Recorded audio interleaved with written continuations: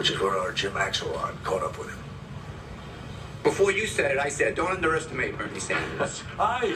Best of luck. Thank you very much. How you doing? Pretty good, sir. Thank you for running. Thank you. Can I just ask you, does this feel good? Of course it feels good. It feels great. The striking thing about Bernie Sanders is not that he's a man whose time has come. Bernie, thank you so much. I'm Bernie Sanders. I'm running for Congress. I know. It's that he's been waiting so long Love to hear you talk on TV. Thank you. 6. for his time to get here. We do 2 a minute. We're doing well. We have the wealth in this nation to provide a decent standard of living for all of our people. Demand pay equity for women workers. What you were talking about in 1988 and what you're talking about in 2015, it's the same thing. More and more Americans are catching on to what I have been talking about for decades. What we need to do is radically change the priorities of this nation. Do you feel a little bit of satisfaction, like suddenly you people are listening? Yeah. Were you waiting for America to catch up with you? Well, I'm glad that it's happening. Please welcome Senator Bernie Sanders. After 40 years of trying to gain traction with his message, Sanders, the 74-year-old Democratic Socialist senator and former mayor of Burlington, Vermont, is suddenly dancing with Ellen. I don't have a super PAC. I don't even have a backpack.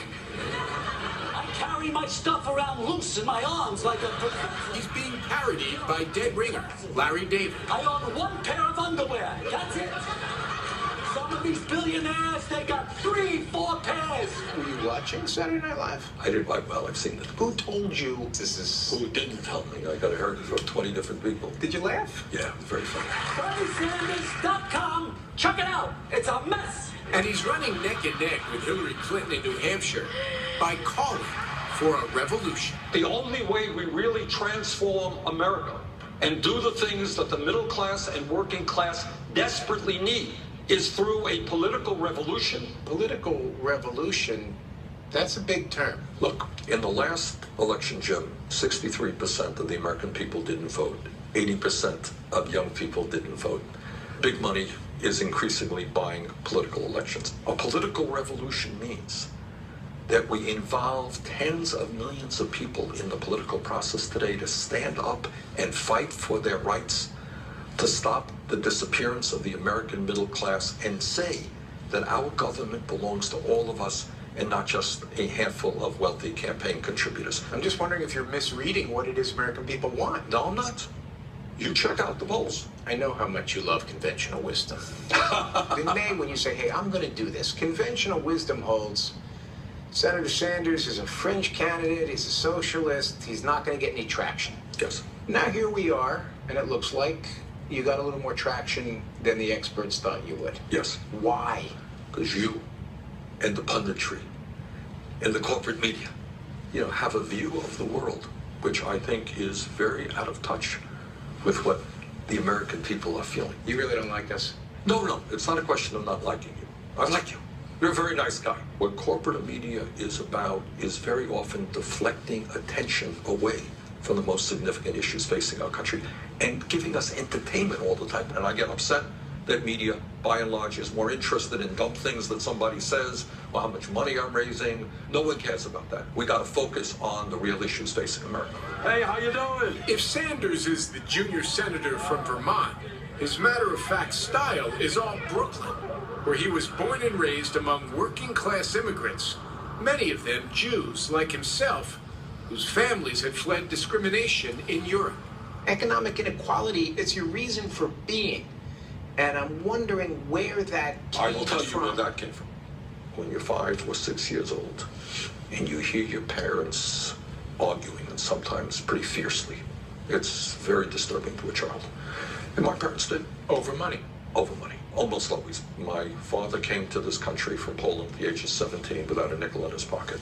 He always had a job, but he never made a lot of money. So we were never poor, but we just never had a whole lot of money. I think we were solidly lower middle class. But you could have then said, you know what? I'm going to go to medical school and make money. Yeah, I guess. But you didn't. No, I didn't. I mean, I think from an early age, and again, what I cannot tell you, you asked a fair question, I just don't know the answer, why we turn out the way we do. It is the rare politician who will admit he doesn't have all the answers. But uncommon has long been one of the more polite descriptions of Sanders. After all, how many candidates have disclosed they have five-figure credit card debt?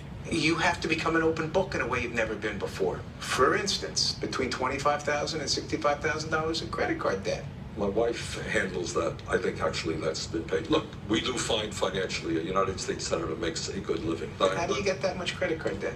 I actually don't know. You have to ask my wife that. But I think we have paid it all off. Do you think in some way that makes you more relatable to the average American? Maybe, but that wasn't the intention, I am sure. Okay. He's been with his second wife, Jane, What, the pitch was a little on the inside. for 34 years. Thank you, Chris. They have 7 grandchildren between the two of them.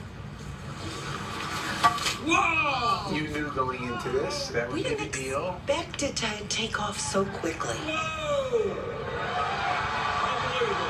I said to him when we were talking about whether he should run, I'm like, isn't there another way you can get the issues out? This is the ultimate I told you so moment Yeah, in marriage. it is. As Jane Sanders knows better than anyone, her husband is always going to do it his way.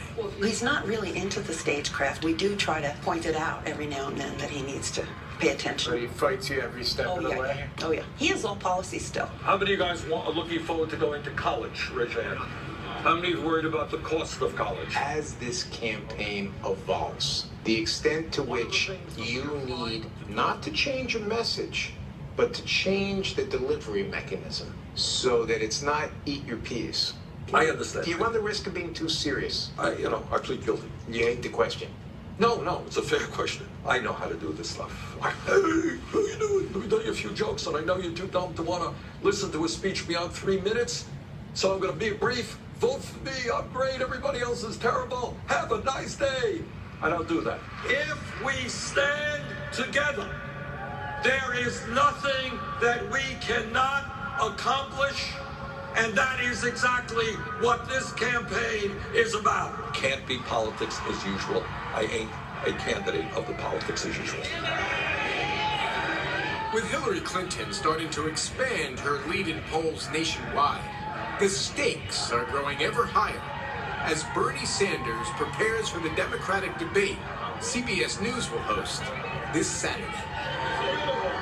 You are not running just to get a good speaking slot at the Democratic National Convention. We are running to win. I fully admit we are the underdogs. We started this campaign at 3%, 5% in the polls. Nobody thought that we could win in New Hampshire, win in Iowa, and yet we're doing well in both of those states, and we're doing well around the country. So we're in this race to win it.